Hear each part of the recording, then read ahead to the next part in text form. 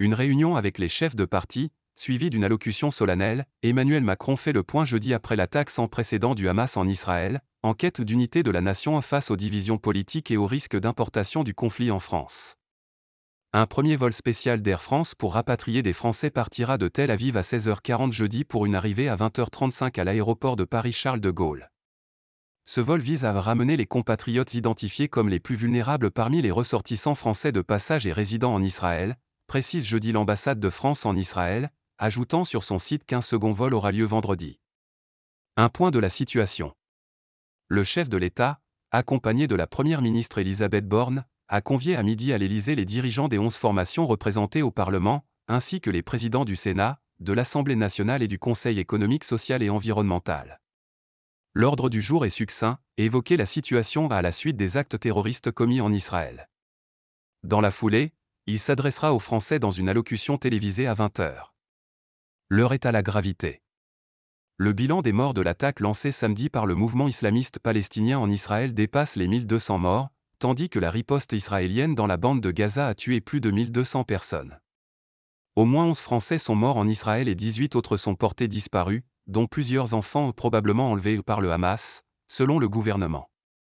Face à ces actes de terrorisme dont des Français ont été victimes, le président souhaite faire un point de la situation et recueillir l'avis des chefs de parti dans un cadre constructif, dit un conseiller. À huis clos, sans caméra ni collaborateur. Selon l'Élysée, le chef de l'État veut favoriser l'unité de la nation au moment où, selon un sondage de l'Institut Elab pour BFM TV, 68% des Français pensent que ce conflit représente un risque de tension en France. Un risque pris au sérieux par le ministre de l'Intérieur Gérald Darmanin qui a recensé plus d'une centaine d'actes antisémites depuis samedi touchant la communauté juive la plus importante d'Europe, avec quelques 500 000 personnes. Le ministre de l'Intérieur a souligné sur France Inter que 24 personnes avaient été interpellées et que Faro, la plateforme de signalement de la haine en ligne, avait reçu plus de 2000 signalements. Mais il a ajouté que pour les services de renseignement, il n'y a pas dans les quartiers, dans la rue de signes d'importation du conflit en France. Polémique et LFI. La France, par la voix d'Emmanuel Macron, a fermement condamné les attaques terroristes perpétrées par le Hamas et affirmé son plein soutien à Israël, ainsi que son attachement à son droit à se défendre. Une condamnation globalement reprise par la classe politique, mais avec des nuances, parfois de taille.